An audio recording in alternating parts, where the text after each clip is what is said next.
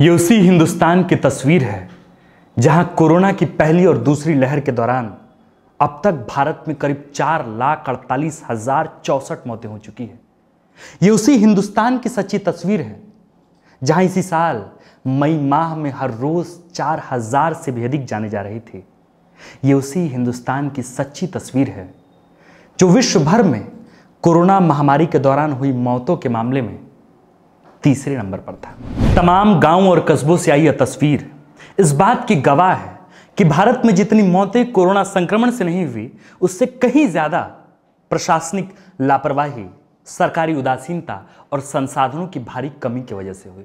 शायद यही वजह रही कि कईयों को अस्पताल में बेड नहीं मिले तो कई वक्त रहते अस्पताल नहीं पहुंच पाए, कई जगह एम्बुलेंस की भारी कमी थी तो कई जगह दवाइयां की, तो कई ऐसे भी थे कि जिन्हें लाशें जलाने और दफनाने के लिए जगहें ही कम पड़ गई थी। ऐसा हम बस इसलिए नहीं कह रहे क्योंकि आज आधार के तौर पर हमारे पास कुछ चंद तस्वीर है, बल्कि आज हम ये सब इसलिए कह रहे हैं क्योंकि इन्हीं तस्वीरों को पुख्ता और सत्यापित करने के लिए हमारे पास आज नीति आयोग के आंकड़े हैं। हाल ही में नीति आयोग ने पूरे देश भर के जिला अस्पताल में तमाम बंदोबस्त और तैयारियों को लेकर एक रिपोर्ट जारी की है। जाहिर है कि उस रिपोर्ट में झारखंड राज्य का भी नाम शामिल है। रिपोर्ट में नीति आयोग ने कहा है कि झारखंड के जिले में प्रति 1 लाख की आबादी पर जिला अस्पताल में महज 9 बेड ही हैं। झारखंड में यह स्थिति वो भी फिलहाल तब है जब पूरे देश और पूरी दुनिया में कोरोना के थर्ड वेव के आने की आशंकाएं जताई जा रही है।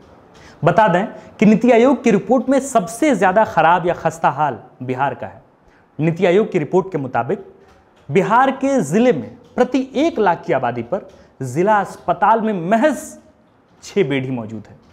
यह उस बिहार की दास्तान है जहां साल 2019 में चमकिया बुखार से बच्चे उसी जिला अस्पताल में स्ट्रेचर पर तड़प तड़प कर मर रहे थे और पूरा स्वास्थ्य विभाग बस हाथ ही मलता रह रहा था। आपको बताएं कि नीति आयोग की रिपोर्ट में सबसे अच्छी स्थिति फिलहाल दिल्ली की है, जहां जिला अस्पताल में प्रति 1 लाख की आबादी पर 59 यानी 59 बेड मौजूद है। 1.25 करोड़ की आबादी वाले भारत में कुल 718 जिले हैं। हर जिले में प्राथमिक स्वास्थ्य उपकेंद्र हैं, सदर अस्पताल हैं, रेफरल अस्पताल हैं, जिला अस्पताल हैं। पर नीति आयोग की रिपोर्ट कहती है कि भारत में जितने भी सरकारी अस्पताल हैं उनमें से मात्र 21 ही ऐसे अस्पताल हैं जहां जरूरी 14 जांचें होती हैं। यानी कुल मिलाकर मतलब यही है, इसका निष्कर्ष ये है कि भारत में करोड़ों, लाखों, अरबों, खरबों की लागत से बने हुए हेल्थ इंफ्रास्ट्रक्चर मानव संसाधन के अभाव में हर रोज खंडहरों में ही तब्दील होते जा रहे हैं। अगर हम गुजरे हुए कोरोना काल की समीक्षा करें तो उसके निष्कर्ष या इस निष्कर्ष के उस तथ्य को जरूर भलीभांति या सहर्ष स्वीकृति के साथ स्वीकार कर पाएं कि कोरोना संक्रमण से जितने गरीब तबके के लोग प्रभावित हुए, समान या असमान तौर पर अमीर तबके के लोग या संभ्रांत परिवार के लोग भी उतने ही प्रभावित रहे हैं। एक तरफ विश्व स्वास्थ्य संगठन है तो दूसरी तरफ केंद्र सरकार के सूचना या स्वास्थ्य विभाग, राज्य सरकार के सूचना या स्वास्थ्य विभाग, जो बार बार प्रभावित तौर पर यह कह रहे हैं कि कोरोना का थर्ड वेव इस देश में या पूरी दुनिया में कभी भी आ सकता है, चाहे इस साल हो या अगले साल हो। वो भी इस बात के साथ कह रहे हैं कि सबसे ज्यादा प्रभावी थर्ड वेव में बच्चे ही होंगे। जाहिर तौर पर जो कमी है इस वक्त पूरे देश में, या सरकार की लापरवाही है, प्रशासनिक उदासीनता है, या फिर जो संसाधनों की भारी कमी है, उस तमाम कमी के बीच ही इस वक्त भारत को भी थर्ड वेव से होकर गुजरना पड़ेगा।